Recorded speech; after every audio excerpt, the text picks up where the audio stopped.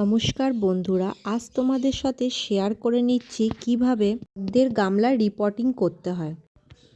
Step by step খুব সুন্দরভাবে বুঝিয়ে দেওয়া হয়েছে কিভাবে পদ্মটাকে বসানো হবে। চলো দেখে নি তাহলে ফুল ভিডিওটা। যারা ভাবছেন নতুন, যারা পদ্ম করতে চাইছেন তারাও এই প্রসেসিংই করতে পারবেন। সবথেকে এটা ইউএস এর একটা ভ্যারাইটি।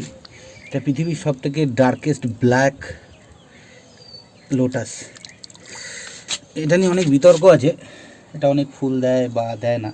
আমি আগের বছর শেষের দিকে বসিয়েছিলাম, মানে বর্ষার পরে, কিন্তু সেরকম ফুল পাইনি। তো আমি যতদূর এটা বুঝেছি, এটা একটা মানে মনসুন ব্লোমার। এই যে টিউবারগুলোকে আলাদা করা হচ্ছে, মানে একটা টিউবার পাওয়া গেল। দেখা যাক আমরা কয়টা টিউবার পাই।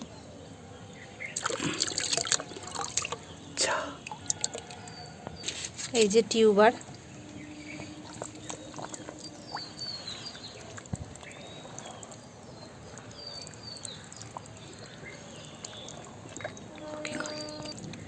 কিন্তু দেখা যাক ভেতরে কোনো টিউবার আছে নাকি। না, নেই, একটাই টিউবার। আচ্ছা, এটার একটাই টিউবার হয়েছে। আপনাদের যেটা দেখালাম, একটা বড় টিউবার, ঠিক আছে। এটা আমরা কত আগের বছর কখন বসিয়েছিলাম যে? বর্ষার শেষে বসিয়েছিলাম। তো এটার একটাই টিউবার হয়েছে। তো ওইখানকার মাটিটা নিয়ে আমরা আরেকটা গামলায় ট্রান্সফার করছি, ঠিক আছে। কিচ্ছু না, খুব ইজি, আপনারা নিজেরাও পারবেন কিভাবে রিপোর্টিং করে।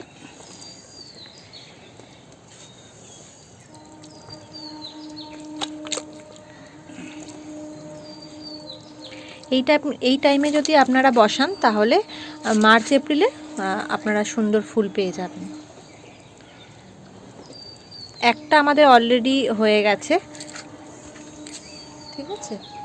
এই যে এই দুটো আমাদের কমপ্লিট। তো এইটা এখন মহংটা চলছে। এই যে মাটিগুলোকে পুরো ঢেলে দেওয়া হচ্ছে। এই দেখুন আপনারা, এটা হলো সর্ষের খোল। 10 দিন আগে ভিজিয়ে রাখা হয়েছে, এখন এটা পচে গেছে। এইটা আমরা এবার ইউজ করব। এটা 1 বছরের পুরনো গোবর সার। তো গোবর সার নিয়ে এলাম, ঠিক পাচ্ছেন। এই মাটিটা পুরোটা এখানে ঢালবো, কারণ মাটিটা এখানটায় অনেকটা জমে আছে। মানে গামলাটা যেন একদম পরিষ্কার থাকে, এটা যেন খেয়াল রাখতে। পরিষ্কার মানে তুমি জল ধোয়া পরিষ্কার না, মানে কোনো মাটি যেন জমে না থাকে, এটা আমাদের খেয়াল রাখতে হবে। গোবর সারগুলোকে দিয়ে দিচ্ছি এখন এরকমভাবে। গোবর সারটা যেন ভেতরে ঢুকে না যায়।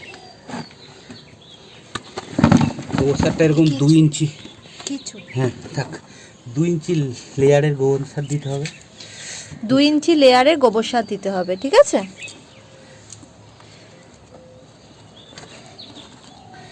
কারণ টিউবারটাই নিচেই ফর্ম হয়। এবার আমরা একটু খাইয়ে দেবো আমার বুকে। এই যে সর্ষের খোল দেওয়া হচ্ছে। কতটা পরিমাণ দেওয়া হচ্ছে আপনারা দেখবেন, খুব বেশিও নয় আবার খুব কমও নয়। 1 কেজির বিরিয়ানির কন্টেনারের 1 কন্টেনার সর্ষের খোল দিলাম। আমার একটু কম পড়েছিল, এই জন্য আমি আবার আনতে গেছিলাম, ঠিক আছে। তো আমি প্রথমে আগের মাটিটাকে ঢেলে দেবো। আগের মাটিটাকে ঢেলে দেওয়া হচ্ছে, যেটা গামলার একদম নিচে দেওয়া ছিল, ঠিক আছে। ওইখানে একটা পচে ডিকম্পোস্ট হয়ে গেছে, 1 বছরের পুরনো গাছ। আগে ওটাকে খেতে পারবে, নিতে পারবে ডিরেক্টলি, ওই জন্য ওটাকে আগে দিলাম। তারপরে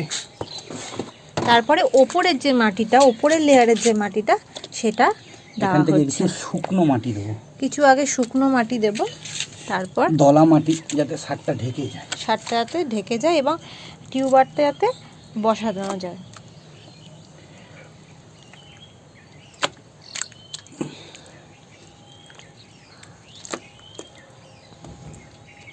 করব। আমার কিছু পুরনো মাটি ছিল, সেই মাটিগুলো আমি এখানে অ্যাড করব।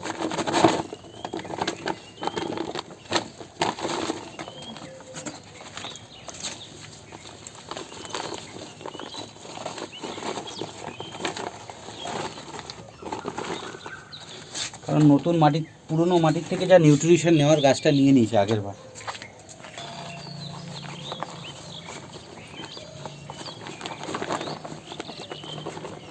এইবার আবার কাদা মাটিগুলো এখান থেকে দেওয়া হচ্ছে, যেটা এই পটটাতেই ছিল ওই কাদা মাটিগুলো। এরকমভাবে আমি 10 দিন ফেলে রাখবো এটাকে। 10 দিন ফেলে রাখার পর এটা আরও ডিকম্পোজ হবে। তারপরে এর মধ্যে জল দেব, জল দিয়ে দেখবো যখন কাদাটা এরকমভাবে পাক হয়ে যাবে। পাক, এটা পাক নেই আপনারা দেখতে পাচ্ছেন, তো পাক হলে এটার মধ্যে একটু জাল জাল ভাব হবে। তো এই যখন এটা জাল জাল ভাব হবে তখন আমি ওটার মধ্যে টিউবার বসিয়ে দেবো। কিছুই নেই, এরকমভাবে একটা দাগ কাটবো, এখানে হালতো করে টিউবারটা বসিয়ে দেবো, আর কোনো কিছুই নেই, এটাই।